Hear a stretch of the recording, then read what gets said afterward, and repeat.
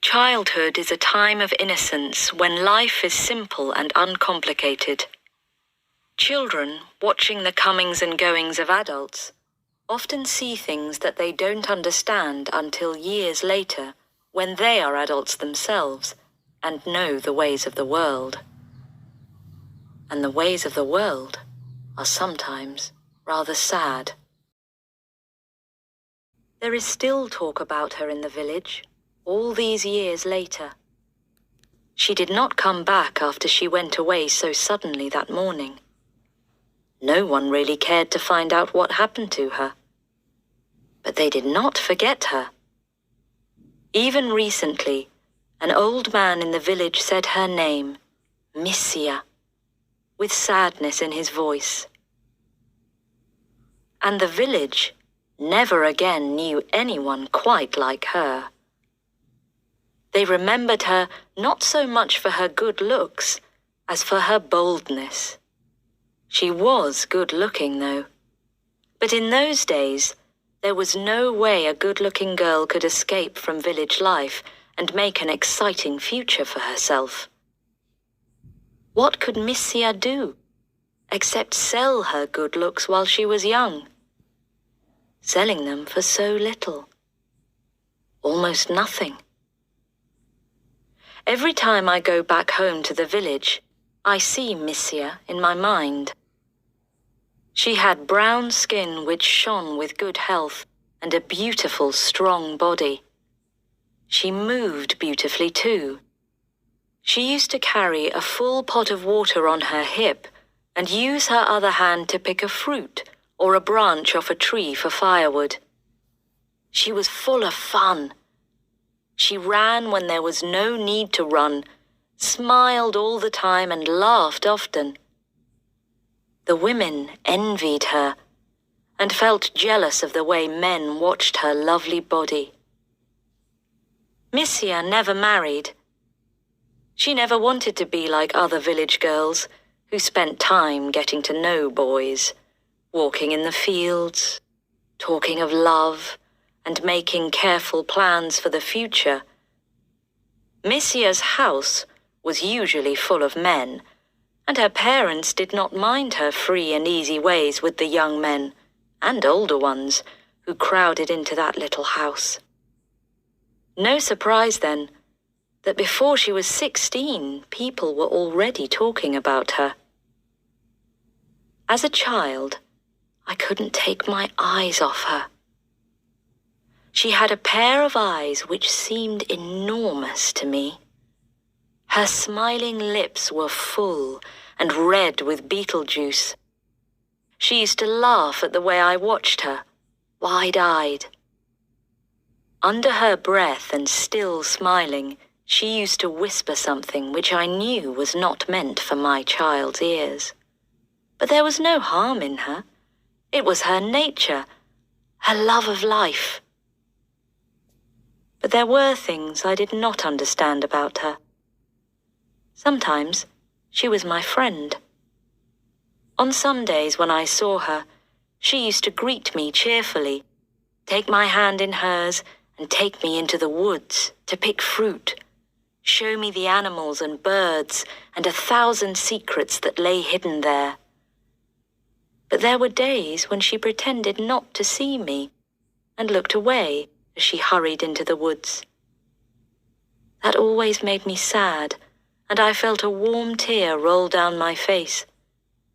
At those times, I used to look away too, pretending to look at a wild flower or watch some insects on the ground. I knew she did not want me around, and I wanted her to think that it did not matter. But it did. It did. I did not understand the way my mother felt about her either. As I grew a year or two older, she told me not to go into the woods with Missia. Suddenly, one hot afternoon, Mother called me from the garden and said, very firmly, "You must not see Missia again. You're not a child any longer. You must stop bothering her to play with you." I couldn't understand why. I didn't say anything.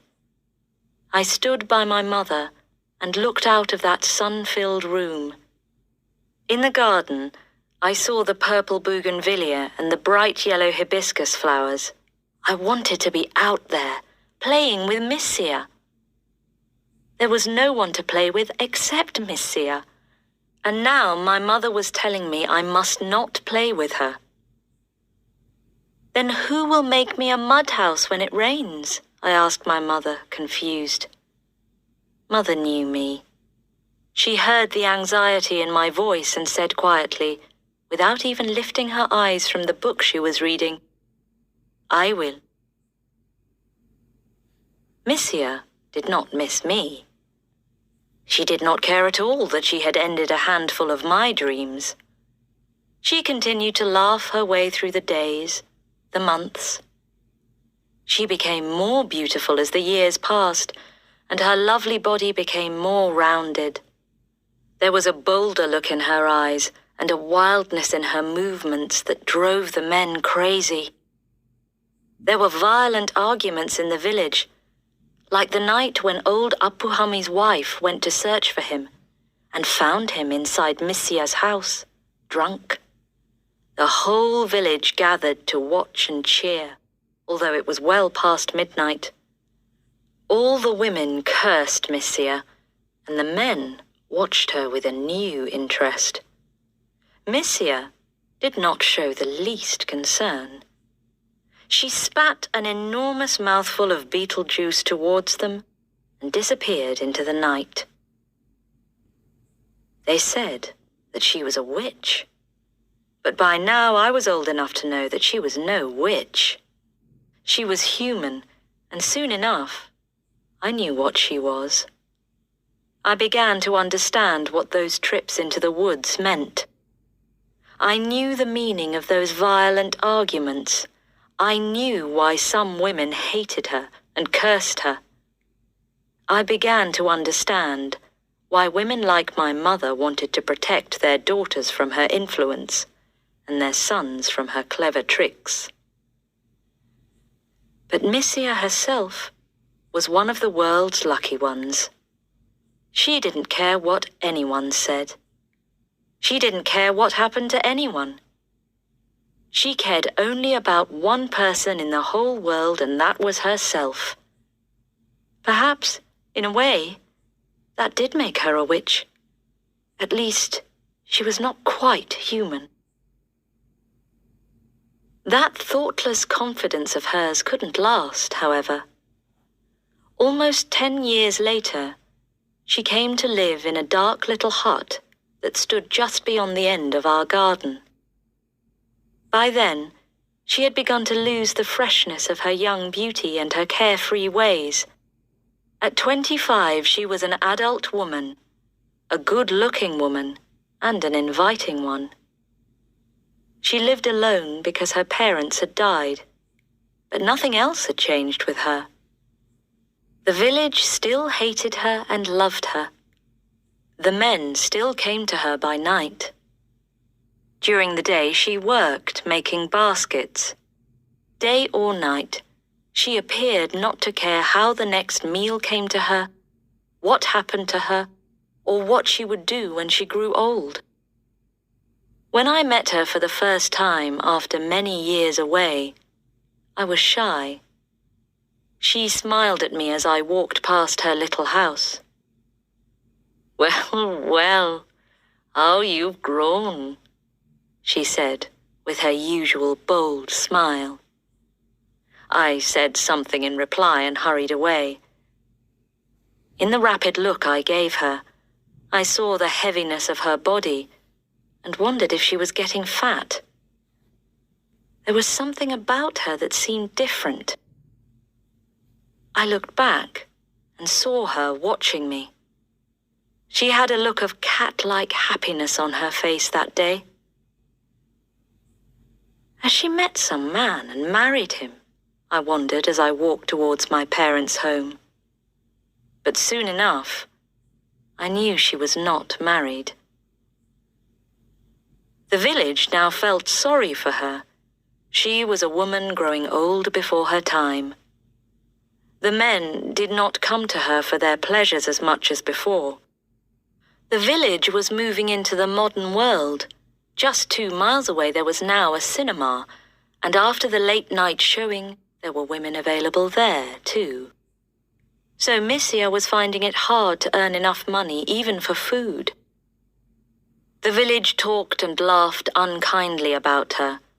How poor she was, how little she had. Her clothes were unwashed, her habits dirty. It seemed that the world's oldest profession did not pay very well. The morning it happened started like any other. The sun shone, and the raindrops danced on the wet grass. I walked down to the edge of the garden, reliving the pleasures of my childhood. These trips back to the village filled me with confused thoughts, a wish for past days, past magic, when the world and I were young. The old tree, where I had sat in the shade and cried desperate tears over some young sadness or other, was still there. So was the dead tree trunk where my friends and I had sat on so many golden evenings and watched the sun go down. The voices from the past whispered in my ear, some long gone from my life. The cool air was still so well known and dear to me, and the morning sun gave a silver touch to the rice fields spread out at my feet. I stopped with a start when I saw the 2 policemen. They looked towards our house and then looked away. I took a step backwards and watched them. They spoke to each other and entered the large shed in which the hay was stored. It was early morning.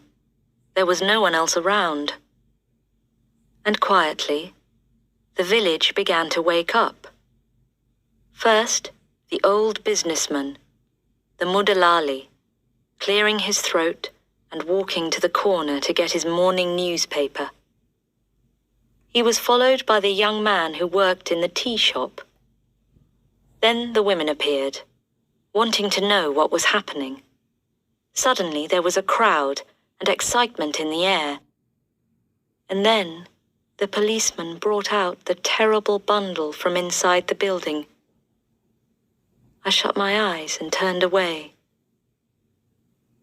It was such a tiny bundle, a helpless little thing, killed by its own mother and hidden in the hay.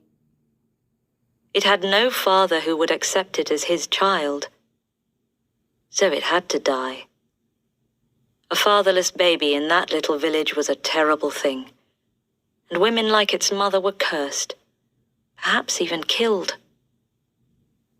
In that lovely little village, with its sunny green fields and blue hills, there was no room for that child.